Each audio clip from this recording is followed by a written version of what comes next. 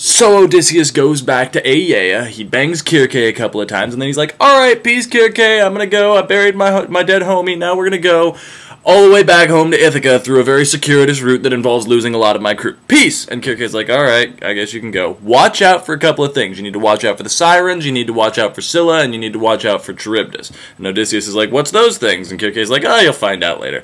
So they get on the boat, and they start heading towards Ithaca.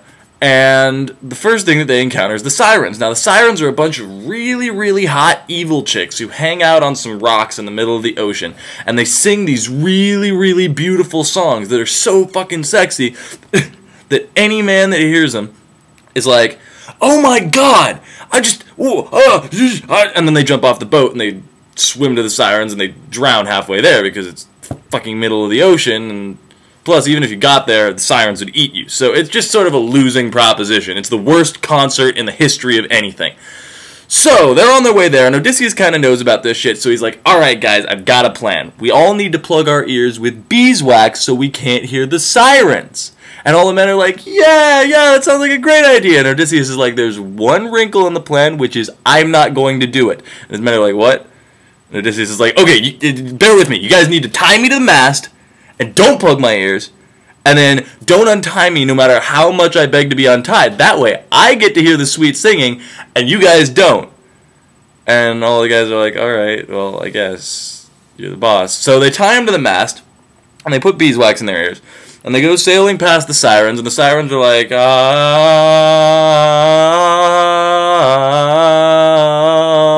except not nearly as good as that. And Odysseus is like, oh my god! Oh my fucking god! Oh, let me go, let me go, let me go! And all the men who can inexplicably hear him because he's yelling, I guess, so loud through the beeswax in their ears, louder than the Sirens, they're like, nope, not gonna untie you, and they just tie him tighter. I think they actually probably enjoy this a little bit because Odysseus is in nothing but fuck them over again and again and again for the entire Odyssey so far. Like, they're all in heroin withdrawal, some of them got eaten by Cyclops, some of them got turned into pigs and then eaten by the other men, one of them fell off a roof, they had to go to Hades. Like, it's just not good to be Odysseus's crew. So they have this one chance to sort of like fuck him over a little bit, so they're just going for broke with it. So they get past all of that, and the next thing they have to deal with is Scylla and Charybdis. Now, Scylla is this big six-headed beast that sits on the top of a cliff and like and every time sailors go by, it eats one sailor for each head. So 6 sailors in total, for those of you who can't do basic arithmetic. Then on the other side is Charybdis, which is a whirlpool that fucks you utterly. So it's the quintessential situation of being between a rock with a 6-headed dragon on top of it and a place that is a whirlpool. So, they decide to go with the least bad option, which is sail near the cliffs that Scylla is on, and Scylla reaches down and kills 6 of the men. Like, I imagine that they had to draw straws or something for this. Like, okay, you guys all go stand near the starboard bow, and, nice knowing you. And, of course, Odysseus wasn't part of drawing the straws. Odysseus maybe is even still tied to the mast. Like, oh, let me go back to the Sirens, let me go back to the Sirens. But they get through it, all right, except for the 6 men that get brutally eaten by Scylla. And they end up on the island of the sun. Now, Poseidon makes sure that they're stranded on this island for a bit, because Poseidon is still pissed at Odysseus for blinding one of his butt-ugly children. So they're all stuck on this island, and there are a ton of awesome cows on this island. Like, just the most delectable pieces of cow meat you have ever laid eyes on. And Odysseus, remembering what Tiresias told him, which was, and I quote, do not fucking touch the cows of the sun, is like, guys, we shouldn't fucking touch the cows of the sun. And Odysseus' men are like, alright, well, I mean, we got some provisions on the ship, we can just hang out here for a while.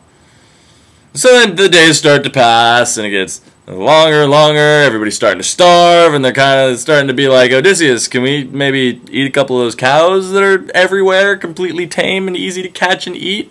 And Odysseus is like, no, we cannot. And Odysseus' men are like, alright, dude, yeah, that's fine, we'll just starve to death.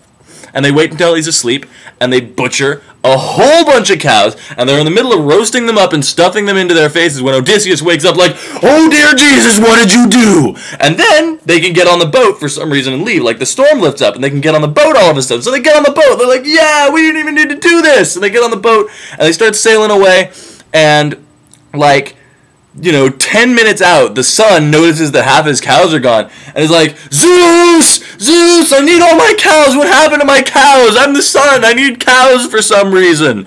And Zeus is like, "Oh, okay, dude, I'm sorry about your cows, what do you want me to do about it?" And the sun is like, "Put me in touch with Poseidon!" And Zeus is like, "Alright, Poseidon, the sun wants to talk to you." And Poseidon's like, "What's up, son?" And the sun's like, "Poseidon, I need you to fuck over Odysseus for me!" And Poseidon is like, "On it!"